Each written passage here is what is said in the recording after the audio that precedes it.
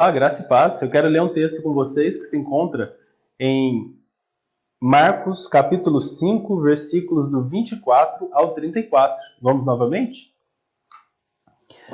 O texto diz o seguinte: E foi com ele, seguiam-no grande multidão que o apertava, e certa mulher que fazia 12 anos tinha um fluxo de sangue, e que havia padecido muito e com muitos médicos, e despendido tudo quanto tinha, e nada lhe aproveitando, e suando, antes indo de mal a pior. Ouvindo falar de Jesus, veio por detrás entre a multidão e tocou na sua vestimenta, porque dizia: Se tão somente tocar nas suas vestes, sararei. E logo se lhe secou a fonte do seu sangue e sentiu no seu corpo estar já curada daquele mal.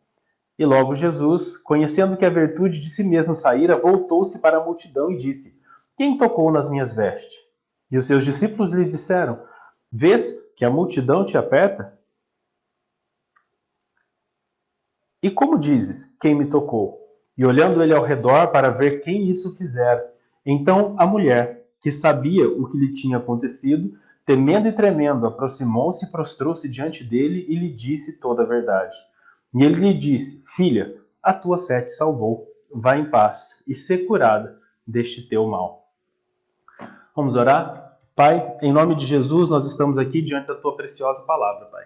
Nós estamos ouvindo, meditando, e eu peço que o Senhor esteja ministrando no nosso coração e que realmente nós sejamos como essa mulher, uma mulher de atitudes, e que, mesmo sendo uma pessoa de atitudes, entendeu que estava tendo as atitudes erradas e mudou a sua conduta e conduziu a sua vida para o centro da tua vontade. Ensina-nos, Senhor, a fazer a tua vontade. Esse é o nosso pedido. Em nome de Jesus. Amém. Amém, irmãos. Aleluia. Quero compartilhar com vocês aqui algumas coisas, algumas questões espirituais, dentro do texto aqui que se encontra. Vamos falar hoje sobre a mulher do fluxo de sangue. Uma das coisas que eu quero falar sobre a mulher do fluxo de sangue é exatamente sobre ouvindo, sentindo e fazendo um relato da trajetória até a vitória. Amém? Se você me vê de vez em quando olhando ali e olhando lá, é porque tem 3 telas aqui, aí eu fico meio confuso para onde eu olho, mas me perdoe, a gente vai se adaptando. Esse texto de Marcos, capítulo 5, versos 24 ao 34, nele nós encontraremos uma mulher uma mulher exposta, aliás, uma mulher que tinha anseios de ser uma pessoa melhor, uma pessoa que estava servindo a Deus, uma pessoa que queria ter uma família, uma conduta melhor. Se você estudar, você vai ver que o fluxo de sangue fazia com que a pessoa fosse segregada, que a pessoa fosse apartada do convívio dos outros. Mas aquela mulher, mesmo ela estando numa situação complicadíssima, ela já era uma pessoa de atitude. Uma mulher que estava tomando a decisão de correr atrás dos médicos. E é interessante que no relato bíblico, até mesmo por Lucas, o médico amado, ele vai dizer o seguinte: e essa mulher, ela gastou todos os seus haveres com os médicos. Lucas, sendo médico, já deve ter até conhecido essa mulher em outra ocasião. Mas aqui, ela toma uma decisão no seu coração. Ela diz consigo mesma: vou me levantar. Sempre isso. Sempre caímos na questão da decisão, como o filho pródigo. Vou me levantar, vou até Jesus, e ela elabora um plano na sua cabeça, vai até Jesus, toca na orla das suas vestes, e ela é curada. E algo extraordinário acontece com ela. Essa mulher, ela não volta vazia. Como a palavra diz, né? Que Deus não despede ninguém vazio. Aquele que busca Deus realmente, com intensidade no seu coração, essa pessoa vai encontrar. Porque nele nós temos as fontes da vida eterna. Porque nele nós encontramos as palavras de vida eterna. Porque em Jesus nós encontramos aquilo que nós estamos tanto ansiando e procurando. Uma coisa importante sobre essa mulher que eu quero falar com vocês aqui é que a mulher do fluxo de sangue alcançou um milagre que ela havia procurado de formas naturais e em vários lugares. No entanto, o seu milagre foi atingido por uma simples decisão, a qual nós vemos a seguir. Vamos lá. Primeiramente, percebemos que essa mulher é uma mulher de atitude, pois ela havia procurado solução para o seu problema de outras formas. Quantas pessoas hoje nós conhecemos que elas, vamos dizer assim, que elas têm problemas naturais, elas têm problemas espirituais e elas ficam aguardando que alguém as ajude. E eu digo que existe uma complicação nisso, e nós vamos ver isso daqui a pouco, porque existe um texto aqui em 2 Coríntios, que eu quero ler com você, que nós conversamos essa semana, algumas pessoas da igreja, o texto de Gálatas, capítulo 6, se você estiver anotando, Gálatas, capítulo 6, versículos do 1 em diante diz o seguinte: Irmãos, se algum de vós for surpreendido em algum pecado, vós que sois espirituais deveis restaurar essa pessoa com espírito de humildade. Todavia, cuida de ti mesmo, para que não sejas igualmente tentado. Levai as cargas uns dos outros. Olha só, olha o que o texto diz. Na versão King James diz o seguinte: Levai as cargas pesadas uns dos outros, e assim estareis cumprindo a lei de Cristo. Pois, se alguém se considera importante, não sendo nada, engana-se a si mesmo. Quantas pessoas que se acham por aí, né? Mas a Bíblia diz que nós não somos nada. Então, se você considera sendo alguém nada sendo, você está totalmente equivocado. Então, cada um, versículo 4, mas cada indivíduo avalie suas próprias atitudes e então saberá como orgulhar-se de si mesmo sem viver se comparando com outras pessoas. Portanto, cada um deve levar o seu próprio fardo. Quero destacar aqui dois textos. No primeiro, no verso 2, Gálatas 6:2, o apóstolo Paulo vai dizer o seguinte: levai as cargas uns dos outros. E no versículo 6, no versículo 5, ele vai dizer o seguinte: cada um deve levar o seu próprio fardo. E aqui no grego existem duas palavras diferentes. Uma palavra é carga. Carga é quando você está carregando algo extremamente pesado. E a Bíblia diz que existem na nossa vida dois tipos de coisa que nós devemos carregar: as cargas e o fardo. A carga é quando você está carregando algo muito pesado. Por isso que a Bíblia diz, quando você está carregando uma carga, você deve levar a carga uns dos outros. Espiritualmente, nós temos que entender que nós precisamos levar o fardo dos nossos irmãos. E existem situações na sua vida que você nunca vai conseguir carregar sozinho. Existem dificuldades que nós passamos às vezes na nossa vida, situações que nós passamos na nossa vida, que sozinho você nunca vai conseguir transpor esse obstáculo. Por isso que a nossa carga, as coisas que às vezes nos sobrevêm e elas excedem a nossa força, nós devemos chamar a ajuda, clamar pela ajuda dos nossos irmãos da igreja, e como corpo de Cristo, eles nos ajudarão, porque é bíblico levar a carga um do outro. Mas a Bíblia fala também que além da carga existe um fardo.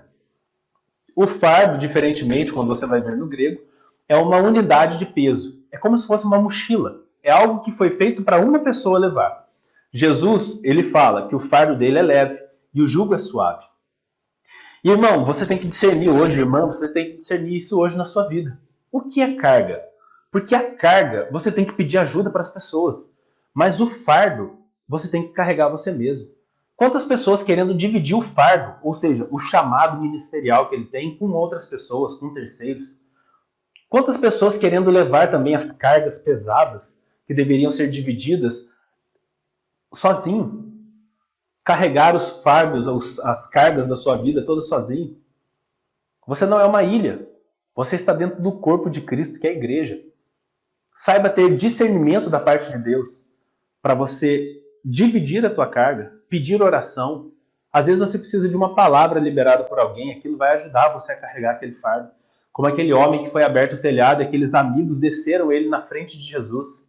Aquele homem tinha uma carga, mas ele venceu essa carga dele porque os amigos ajudaram a carregar. Ou você pode ser como aquela mulher do fluxo de sangue, que tinha um fardo. E ela discerniu a vontade do Senhor. E se você tem um fardo para carregar, que é um ministério, não terceirize ele para outras pessoas. Quantas pessoas dizendo, eu não consegui chegar em tal lugar porque tal pastor me atrapalhou, porque tal pessoa, porque a minha mãe e meu pai. Não. Você não é justificado diante dele por isso. Você tem um chamado ministerial. Você tem algo para fazer em Deus, por meio de Deus e para Deus. E é necessário que você tome o seu fardo, a sua cruz. Assim como essa mulher do fluxo de sangue. Ela ouviu falar de Jesus. Ela teve fé e a sua fé fez com que ela elaborasse um plano. Você tem fé? Você tem fé e a sua fé tem te movido a quê? Porque a Bíblia diz que fé move montanhas, a fé gera movimento na nossa vida. E a sua fé tem se movimentado? Tem feito você se movimentar? Em que você tem crido? O apóstolo Paulo vai dizer, porque eu bem sei em quem tenho crido. E você bem sabe nas coisas que você tem crido? Tem gente que não tem crido para nada. Você tem que começar a crer nessas coisas. Você tem que começar a declarar essas coisas que você crê. E depois que você crê sobre essas coisas, você declarar essas coisas, você andar debaixo de uma direção de Deus, tudo isso vai fazer com que você tome uma atitude, mudança na vida. Chega de você ouvir palavras, de você ouvir pregações, de você ser ministrado em coisas e nada na sua vida muda. Você precisa ter mudança na sua vida. Fé vem por ouvir e ouvir pela palavra. Tantos meios de comunicação, né? Temos a Bíblia aqui, temos a Bíblia aqui. Opa! Temos a Bíblia aqui. Você tem várias formas de ouvir a palavra. Você está ouvindo hoje por meio da live. Então você não pode estar como desculpado diante de Deus. Pegue o teu fardo. Melhor, pegue o teu fardo. É isso mesmo. Divida a sua carga. E siga o caminho. Corra a carreira que está proposta. Porque o diabo não pode parar. Quando você está debaixo da vontade e da direção de Deus, ele não pode parar. A única pessoa que pode parar é você mesmo. E esse é o problema. Você tem sido o seu maior problema. Aquela faculdade que você gostaria de ter feito, aquele curso técnico, aquela mudança na sua vida, depende de você, não depende dos outros. Pare de andar com o seu retrovisor, arranque, olhe para o alvo, para os planos que Deus tem para a sua vida. Ela aprendeu que uma atitude guiada por fé e embasada em Deus nunca dará errado. Ela diz no coração dela, eu vou tocar. Eu sei que quando eu tocar, a orla das suas vestes, ou seja, na ponta do tecido da roupa dele, eu sei que a história da minha vida vai mudar. Hoje você precisa ir até ele. Você não precisa vir até mim. Às vezes você não precisa nem ir até a igreja, em Cachoeira, que está aberta aos domingos, às 21 horas. Você precisa ir até ele. Você precisa tocar em Jesus. Às 21 não, às 21 é live. Às 6 horas da tarde. Você precisa aprender a tocar em Jesus.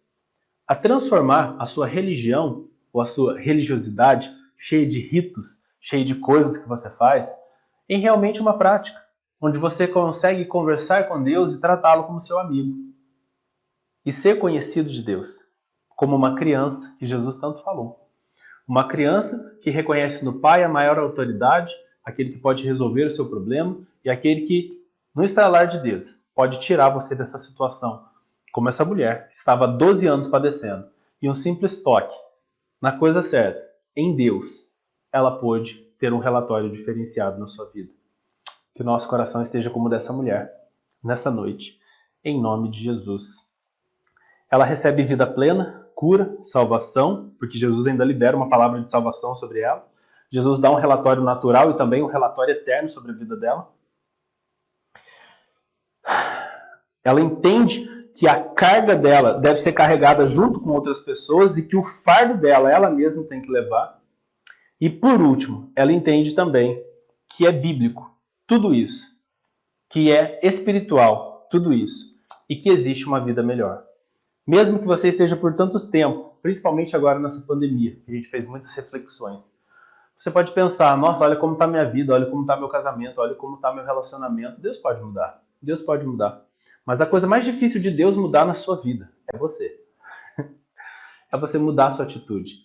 Deus não faz acepção de pessoas, mas ele faz de atitude. Se aquela mulher ficasse na casa dela, pensando, eu acho que isso dá certo, ou gastando mais, por que tanto desgaste? Por que tanto murro em ponta de faca? A sua solução está onde? Exatamente aos pés da cruz. Aos pés de Jesus Cristo. Ele quer robustecer os seus lombos. Olha o que a Bíblia fala sobre revestimento, sobre fortalecimento. E se as pancadas elas não vão ficar mais fracas na sua vida, meu irmão, Deus quer te encher com o Espírito Santo para que você se torne mais forte. Chega de parar. Chega de parar quando as pessoas falam mal de você. Chega de parar quando as coisas dão errado. Chega de parar, porque você não foi criado por Deus para parar. Você foi criado por Deus para avançar nessa vida e para, no final, completar a carreira que te está proposta, em nome de Jesus. Amém? Quero orar por vocês nessa noite. Desculpe que não tem som ainda, estamos nos adaptando no novo lugar, né? Eu ainda estou meio, né? Não liguei o microfone, vocês já sentiram, ore por mim. Mas nós estamos evoluindo em nome de Jesus. Amém?